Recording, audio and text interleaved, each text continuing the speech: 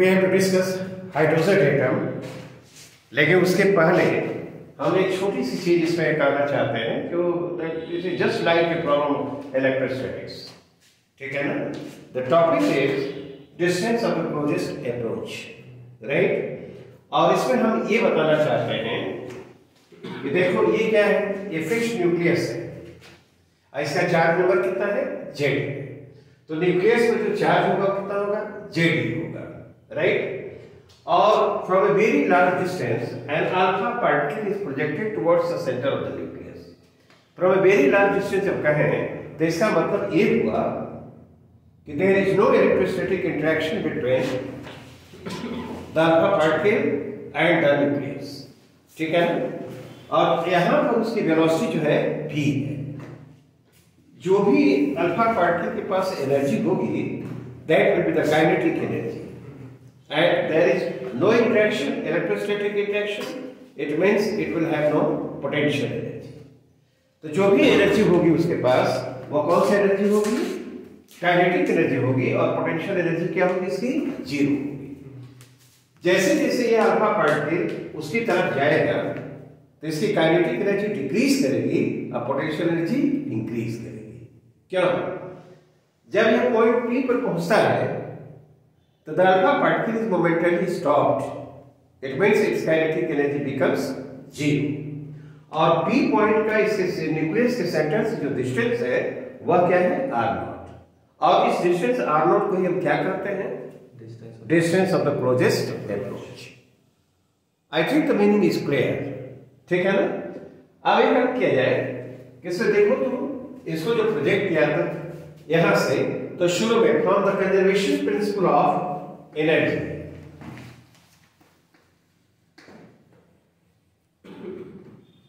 Conservation principle of energy,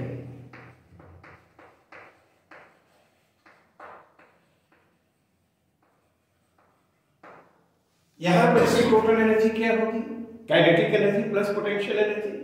तो kinetic energy कितनी है, हाफ mv², और पोटेंशियल एनर्जी जीरो। जब यह यहां पर पहुंचता है P पर, and the distance of this point P from the centre of the nucleus is r0, और r0 को ही हम क्या कर रहे हैं, distance of the closest approach. तो यहां पर जब मोमेंटली स्टॉप हुआ तो इसका मतलब इसकी काइनेटिक एनर्जी जीरो। तो काइनेटिक एनर्जी यहां पर जीरो हो गई, और पोटेंशियल एनर्जी क्या लिखोगे, बोलो तो जरा। अल्फा पार्टिकल पर चार्ज है 2e, और न्यूक्लियस पर चार्ज Ze। तो यहां पर लिख देते हैं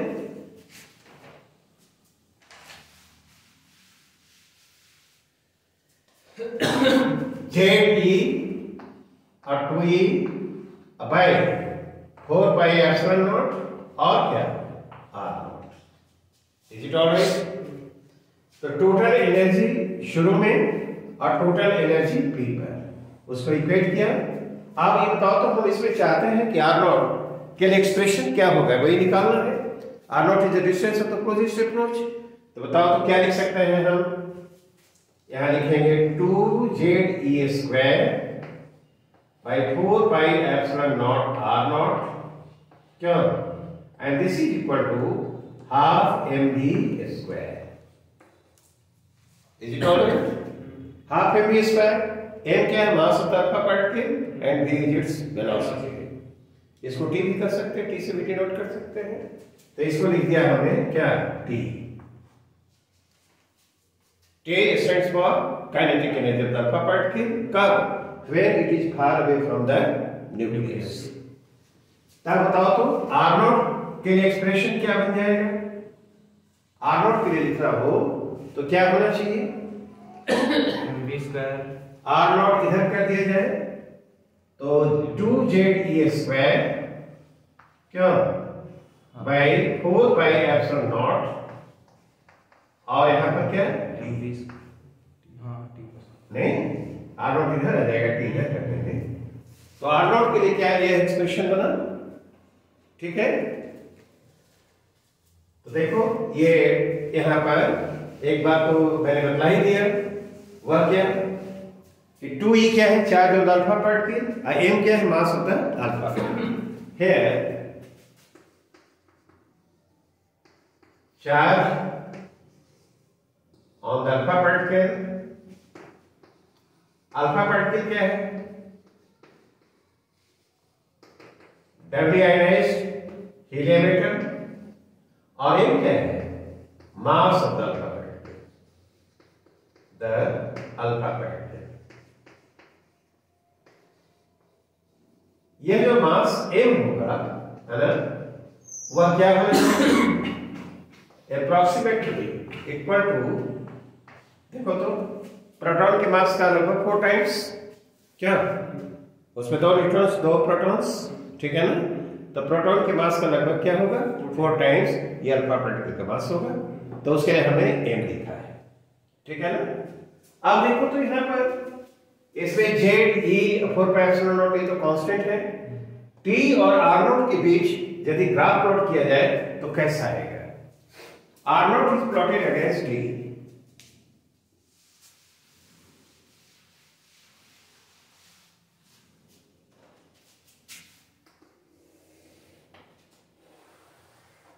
टी को इस पर प्लॉट करो और R naught distance of closest approach को इस पर प्लॉट करो। क्या तुम पाओगे? क्या इस तरह का एक कर्व मिलना चाहिए? ये आर नॉट है, this is proportional to, inversely proportional to T. क्या क्या ये रिलेशन ऐसा कहता है? नहीं। R naught plotted against kinetic energy T. Kinetic energy कब है? This is the kinetic energy of the alpha particle when it is far away from the nucleus. Take kinetic energy of the alpha particle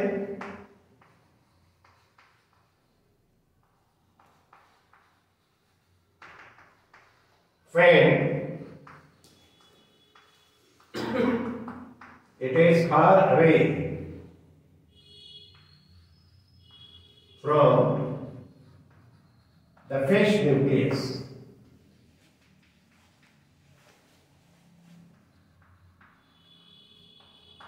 Okay? Is it all right? अब ये जो हम लोग देखा है, इस पर एक प्रॉब्लम आया हुआ है इस तरह का, डी ब्रॉगली वेवलेंथ से रिलेटेड। जरा उसको हम डिस्कस करना चाहते हैं कि इसमें वो कैसे होगा। ओके,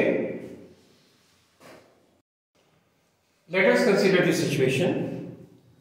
एक न्यूक्लियस इज फिक्स्ड और उसके लिए जेड क्या है? 100, ठीक है ना? और इस पर जो न्यूक्लियस पर चार्ज होगा वो कितना होगा? जेडी यानी 100 E, and this is fixed.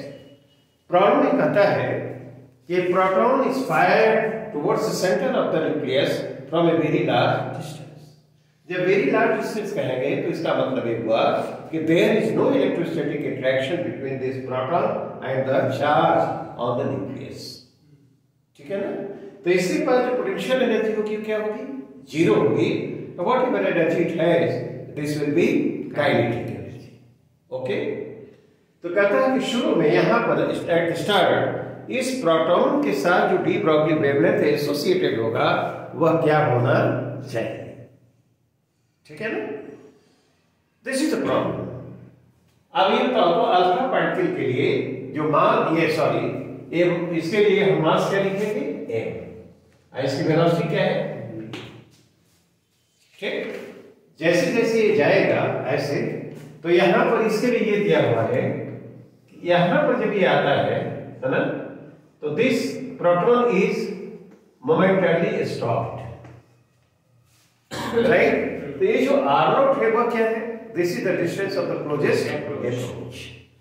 जैसे जैसे यह प्रोटॉन इधर आएगा, इसकी काइनेटिक एनर्जी घटती जाएगी और पोटेंशियल एनर्जी इसकी बढ़ेगी, और जैसे ही इस पॉइंट पर पहुंचता है क्या होता है? It is momentarily stopped, it's kinetic energy 0, और what ever energy it has that is potential energy, of course that is electrostatic potential energy. ठीक, तो ये जो यहां से इसके सेंटर से जो डिस्टेंस r नॉट है, तो r नॉट क्या है? r नॉट इज, यही है distance of the closest approach, distance of the closest approach.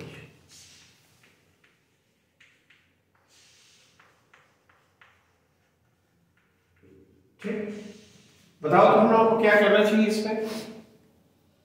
क्या कंजर्वेशन ऑफ एनर्जी लगाया जाए? तो शुरू में यहाँ पर एनर्जी जो होगी वो काइनेटिक एनर्जी T और पोटेंशियल एनर्जी क्या है? 0। और जब यहाँ पहुँचता है एट डिस्टेंस r नॉट, जो this is the distance of the projection approach, तो momentarily stop the kinetic energy क्या होगी? 0। और पोटेंशियल एनर्जी क्या है? ZeE। यहाँ पर 100 E, तो वो चार्ज है न्यूक्लियस पर, I इसका by 4 pi epsilon not R not. कैसा होना चाहिए? Yes sir. ठीक है कि नहीं? अब T की जगह हम क्या लिख सकते हैं? P स्क्वायर बाई 2 क्या? Yes sir. और 100 E square by 4 pi epsilon not R क्या? कैसा होना चाहिए? P is the momentum. At the start, momentum of the proton is P. The P square Im क्या है? Mass of the proton. अच्छा ये बताओ तो ये जो लैम्डा डी ब्रॉगली वेव है क्या h by p होता है? क्या ये जो लैम्डा हुआ वह क्या है? डी ब्रॉगली वेव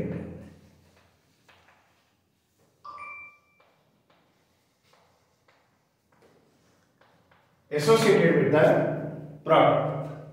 कैसा होगा? तो इस एक्सप्रेशन को हम क्या लिख सकते हैं? उस एक्सप्रेशन को लिखना हो तो देखो इस तरह से लिखा जा सकता है।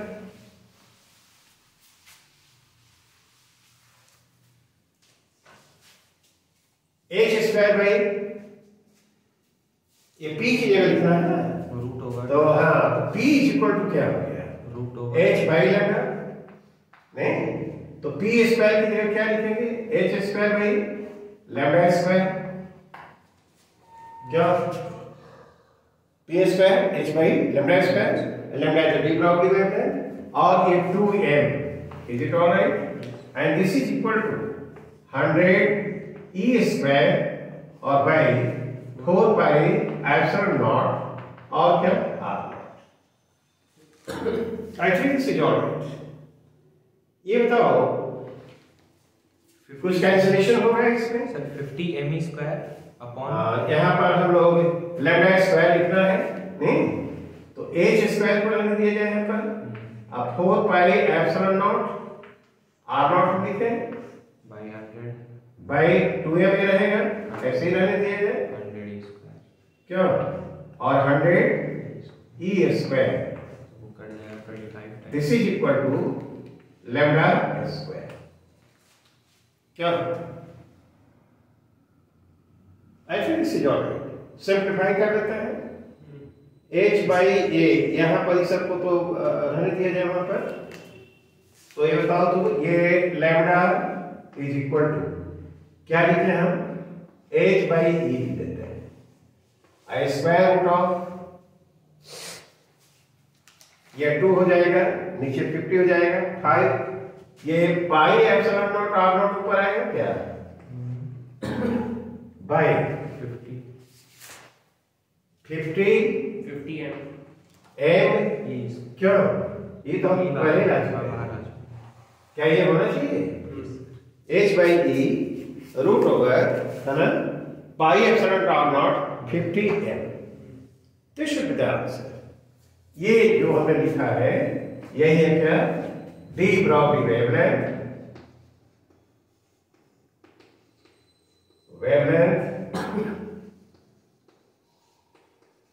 associated with the proton, associated with the proton कब? at the start, जहां से यहां से जो प्रोजेक्ट किया। Is it alright? Now let us consider, we have to talk about impact parameter. जैसे सिचुएशन पे यहाँ पर देखते हैं, here nucleus is fixed, charge of the nucleus is Jd, Jd is the atomic number, and alpha particle is projected towards it from a very large distance. ठीक है ना? And the direction of the projection is along the axis of the nucleus.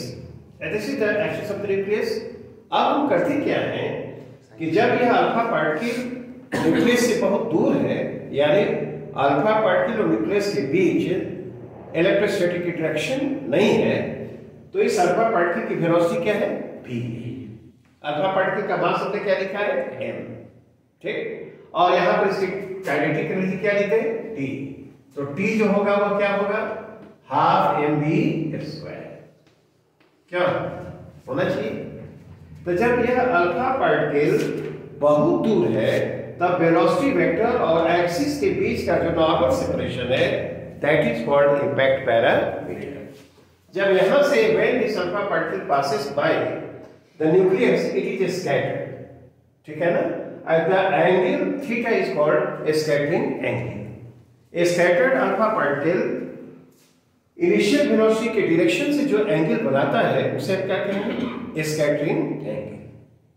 ठीक, तो ये जो parameter के, ये impact parameter B के लिए जो एक्सप्रेशन होता है उसे हम लिखते हैं और देखते हैं कि स्पेशल केसेस उसमें क्या होता है।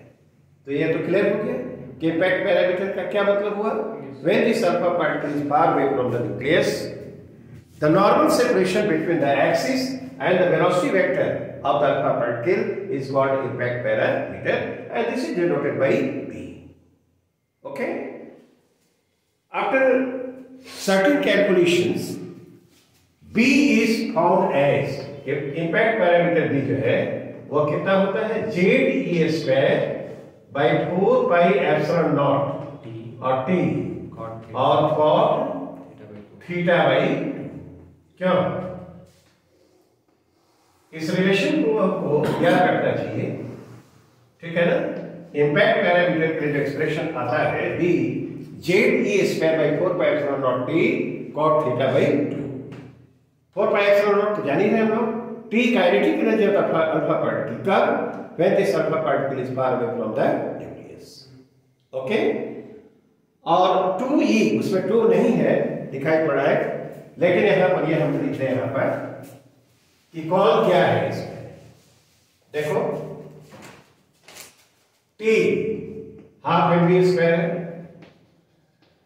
ये kinetic energy of the alpha particle है, ऑफ द अल्फा पार्टिकल,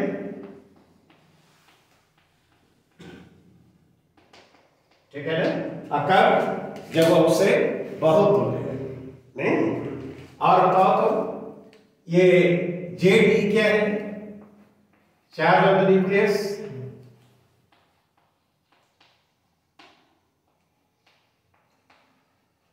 और 2e charge of alpha particle, charge होता है alpha particle,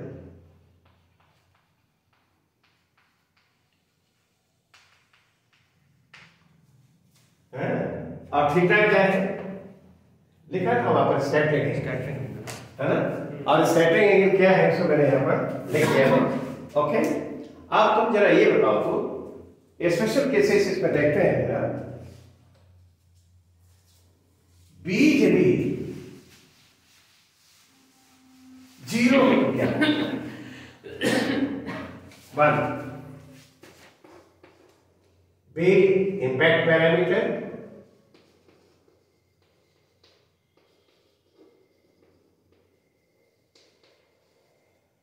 if b is 0,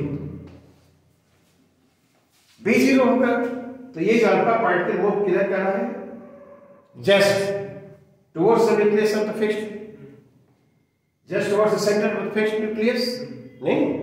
तो b यदि यह 0 हो जाए तो cot थीटा बाई क्या होगा? Theta by 2 is equal to 0। क्या बोलो? थीटा बाई 2 क्या होगा? 90। थीटा बाई 2 90 होना चाहिए।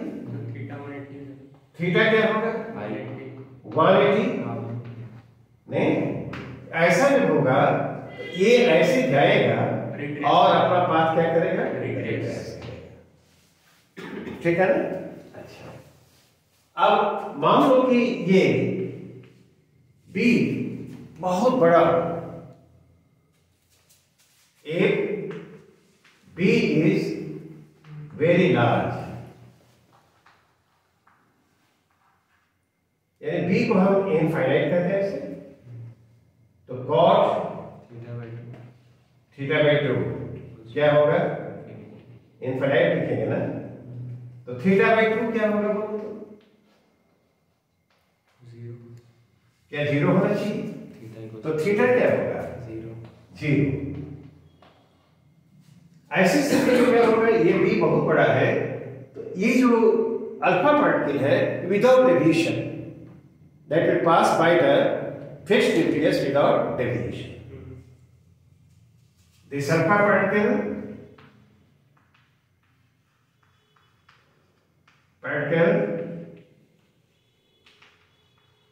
will pass by the nucleus without, अब वो स्कैटर्ड नहीं होगा, जैसे वो आ रहा वैसे ये सीधे चला जाएगा without deviation, without deviation, without deviation. ठीक, ये जो छोटी छोटी दो बातें थी, distance of the closest approach, उस पर हमने एक प्रॉब्लम किया, और यहाँ पर इम्पैक्ट पैरामीटर क्या होता है ना, उसके आउटलाइन एक्सप्रेशन तो मैंने दिया, स्पेशल केसेस को कंसीडर किया। You must remember this relation and the meaning of impact parameter. I think this is clear. Okay, that's all for today. Thank you.